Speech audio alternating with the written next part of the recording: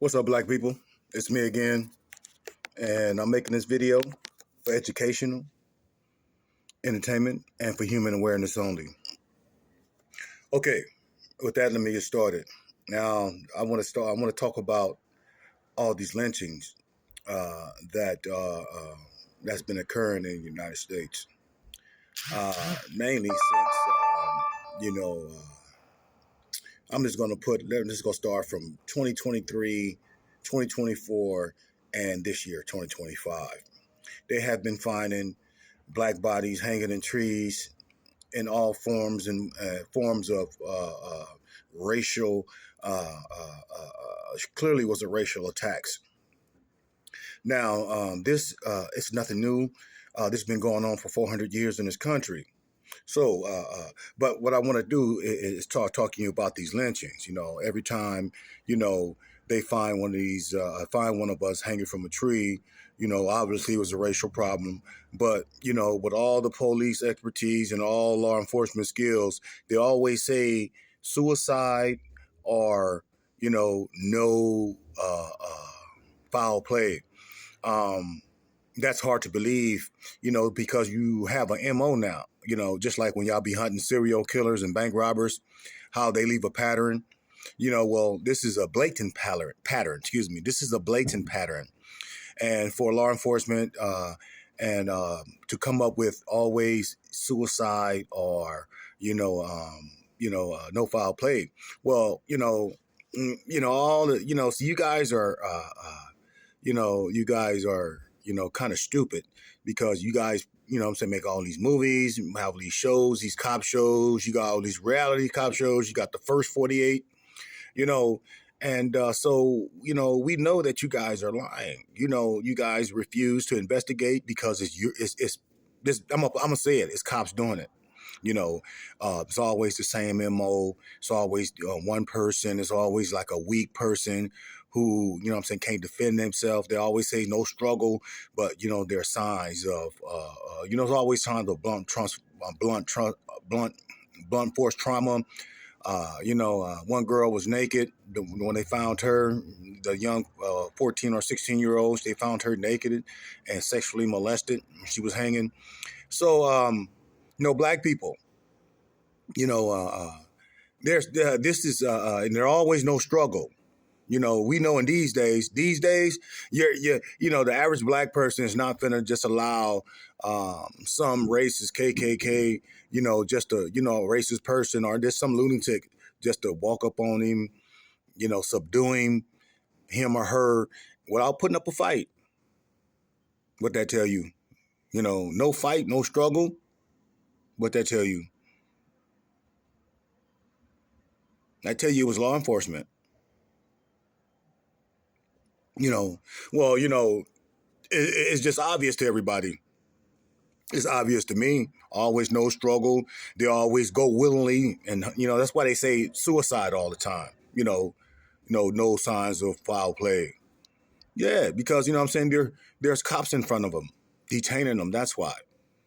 You know, um, and this is a serious issue in this country. And I'm hoping the ICJ and the UN is looking because we're keep experiencing these lynchings and they're always unsolved. No one never goes on, but you can solve a bank robbery, you can solve a terrorist bombing, you can solve a murder, you can solve everything else.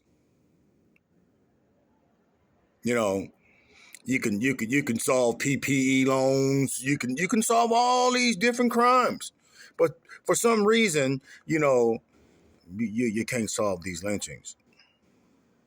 Let me just demonstrate something to you right here. All the massacres that took place, in this country, already posted, it's already a well documented fact that the military and law enforcement participates in these massacres that take place in these black communities.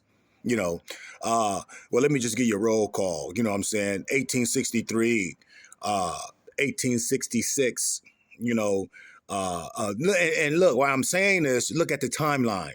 Look at the timeline between massacres. 1866, 1868, 1873, 1874, 1875, 1887, 1898. That's 100 years of lynchings and that's 100 years of massacres, dealing with the police and the military because they're always involved. They just stood by and didn't do shit. Okay, we're going to 1906, 1908, 1910, 1917, 1919, 1920, 1921, 1923, 1943, 1998, and 2015. Those all was year apart, 5 years apart, but sometimes those are 2 and 3 states and 4 or 5 cities at the same time. So, that has to tell you that, that it has to be, the government allowing this to happen. And factual report says that the military and law enforcement participated in these racial riots. So, just black people. And I'm going to talk about the Chicago situation. I'm seeing all these military dudes talking about, oh yeah, we finna go and these dudes don't stand a chance against us. Well, they're just fighting for their liberty. They're fighting for their right not to be molested and shot down like a dog by the police without due process. You're talking about going up against civilians. You guys are gun ho to go up against civilians. They're not having the training.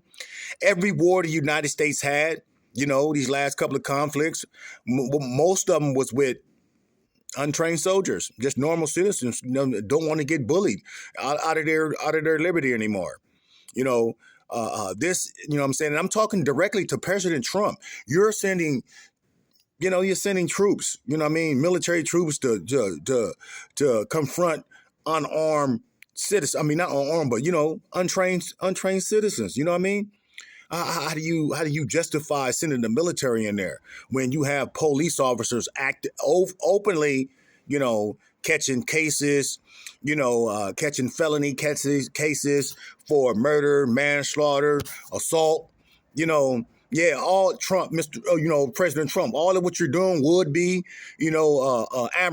honorable. It will be like, oh, yeah, he's doing a good job. But we still live in a very racist society where your military and this police force have a long track record of racial attacks on black communities. With that, be mindful, my people, be mindful, stay vigilant, and arm yourself, because each time in those cities, the police and the military help the white racist mob destroy black cities and towns. Every time. So with that, be safe, stay mindful, and always keep a phone or letting somebody know where you're going these days, because right now they're looking like they want to do one of those massacres again, but it ain't going to be very easy this time. So with that, I'm out. Peace, love, peace, and light. I'm out.